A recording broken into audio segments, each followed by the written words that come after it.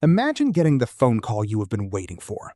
A better job, a bigger salary, a new city. The kind of opportunity that could change your career. You should be excited. Instead, you sit at the kitchen table and open a mortgage calculator. Because 5 years ago, you bought a house with a 3% mortgage.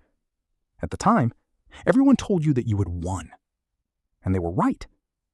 But now, to take the new job, you would have to sell that house and buy another one at today's rate. Same loan amount, same number of bedrooms, roughly the same house. But your monthly mortgage payment would rise by about $825. Nothing about the house changed, only the interest rate. So you turn down the job. That is the strange reality of the housing market in 2026. Millions of homeowners are not trapped because they made a bad decision. They are trapped because they made such a good decision that leaving it has become painfully expensive. And that creates a second question. For someone buying their first home today, is ownership still the obvious path to wealth? Or does renting now make more financial sense? Not emotionally. Not because your parents said rent is wasted money. Not because a real estate agent said houses always go up. Let's run the numbers. Imagine two identical houses. Same street, same size, same value. Two families buy them with the same down payment. One family pays nearly $10,000 more every year for the mortgage. How? Because people think they buy houses, but unless they pay cash, they are really buying two things: the property and the loan attached to it. The house may be identical. The mortgage is not. A mortgage signed at 3% and one signed at 6.7% are completely different financial products. That one number affects how much of every payment disappears into interest, how quickly you build equity, how expensive it becomes to move, and whether renting can outperform buying. So let's imagine you were buying an ordinary American home in 2026. We will use a price of $410,000. You put down 10%, or $41,000. That leaves a mortgage of $369,000. At a 6.7% fixed rate over 30 years, the principal and interest payment is roughly $2,381 per month. And this is where most rent versus buy comparisons quietly become misleading. Because people compare rent with the mortgage payment. But the mortgage payment is not the cost of owning the house. It is merely the first bill. Add property taxes, around $376 per month. Homeowners insurance, roughly $150. Maintenance, using the common estimate of 1% of the home's value each year, about $342 per month. Now the real monthly cost is not $2,381. It is approximately $3,249. And that still ignores possible HOA fees, larger repairs, closing costs, furniture, and the fact that the roof does not care whether this is a financially convenient year for you. Now compare that with renting a similar home for $2,000 per month. The renter is spending $1,249 less every month. That difference is the entire story. Because the real competition is not rent versus mortgage. It is buy the house or rent and invest everything ownership would have cost you. Buying still has a powerful advantage. Every mortgage payment contains some principal. That principal becomes equity. The house may also rise in value. So let's fast forward 10 years. After 10 years of payments on this mortgage, the buyer has paid down approximately $54,600 of principal. Now assume the house appreciates by 3% annually. Nothing spectacular, just a steady long-term assumption. The $410,000 house becomes worth approximately $551,000. That is around $141,000 in appreciation. Add the original $41,000 down payment and the principal that has been repaid. The homeowner now has roughly $236,600 in equity. That sounds like a clear victory. But equity on a screen is not the same as cash in your bank account. To access all of it, you usually need to sell. And selling a house is expensive.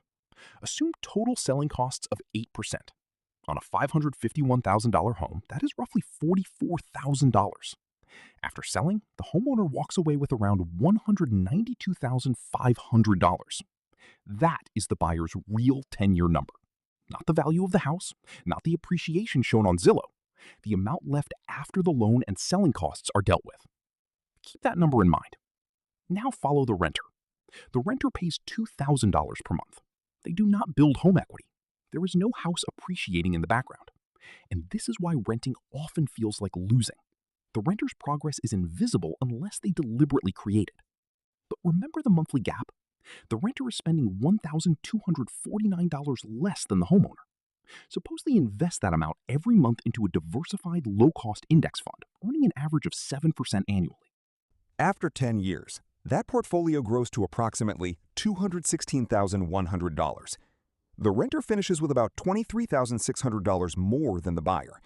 And here is an important detail. This is actually a conservative comparison. The renter also began with the same hypothetical $41,000 that the buyer used for the down payment. Our $216,100 figure does not even give the renter credit for investing that money. If it had also been invested, the renter's advantage would be considerably larger. That is the first major insight. Renting does not automatically create wealth. Investing the difference does. A renter who spends the monthly savings may finish with nothing. A renter who invests it can outperform the homeowner. The financial result depends less on the label renter or owner and more on what each person does with the cash flow their choice creates. At this point, renting appears to win. So why do homeowners tend to build so much wealth? Because a mortgage does something an investment account does not. It removes choice. The homeowner must make the payment. A portion of that payment builds equity, whether they feel motivated or not. The renter has to voluntarily invest the difference every month, and that is much harder than it sounds. It is easy to say, I'll rent and invest the difference. It is much harder to do it when the difference could pay for restaurants, vacations, subscriptions, a nicer car, or a lifestyle upgrade. For millions of people, the house is not their highest return investment. It is simply the only investment they were forced to make consistently. Homeownership can build wealth because it turns saving into a mandatory bill. Renting offers flexibility. Buying offers enforced discipline. The stronger financial choice depends partly on which weakness you need protection from. Now we return to the person at the kitchen table. They bought when mortgage rates were around 3%. Their loan is also $369,000. At 3%, their monthly principal and interest payment is roughly $1,556. The same loan at 6.7% costs around $2,381. That is an extra $825 every month, nearly $9,900 every year. Not for a better house, not for an extra bedroom, not for a larger yard, just for replacing one interest rate with another. This is why many homeowners refuse to move. They are not only selling a house, they are surrendering a financial asset that cannot easily be recreated: cheap, fixed-rate debt. For many existing homeowners, the most valuable feature of their property is no longer the kitchen, the garage, or the neighborhood. It is the mortgage. And the better that mortgage is, the harder it becomes to leave. That is the golden handcuff. The homeowner may have equity. They may look wealthier on paper. But the cost of moving becomes so high that the house starts influencing career decisions, family decisions, and where they are willing to live. Their house created wealth. Their mortgage reduced freedom. Both things can be true at the same time. So what should you do? For a first-time buyer facing 2026 prices and rates, the numbers in this example favor renting and investing.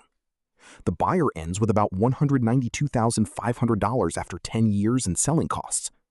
The renter ends with about $216,100, even before considering the invested down payment. But that conclusion depends on the assumptions. Change the interest rate, appreciation, rent, maintenance costs, holding period, or investment return, and the result changes. If mortgage rates fall substantially, buying becomes more competitive. If rent is unusually high in your city, buying may win sooner. If you stay in the home much longer, transaction costs are spread across more years. If you never invest the difference, the renter's mathematical advantage disappears. So the takeaway is not renting is always better. It is not buying is always better. The takeaway is that housing advice has an expiration date. Renting is throwing money away may have sounded reasonable in a world of 3% mortgages. At 6.7%, the same sentence can produce a completely different outcome. The house did not change. The financial environment did. The person at the kitchen table is not trapped because they are irrational. They are trapped because their old mortgage is too valuable to give up. And the first-time buyer is not failing because they continue renting. they may simply be responding to a different version of the same equation. That is what most housing debates miss. Two people can make opposite decisions, and both can be right, because they are not buying the same financial product. One person owns a house financed at 3%. The other is considering the same house at 6.7%. The walls may look identical. The math is not. So before you sign a lease or a mortgage, stop asking whether renting is wasting money. Ask the question that actually matters. What will each option leave me with after 10 years? And what freedom will it cost me along the way? Run the full numbers. Include the costs people conveniently forget. Be honest about whether you will invest the difference. And never let advice from a different interest rate world make one of the biggest financial decisions of your life. Because the real advantage is not owning. It is not renting. It is knowing exactly what the numbers say before they lock you in.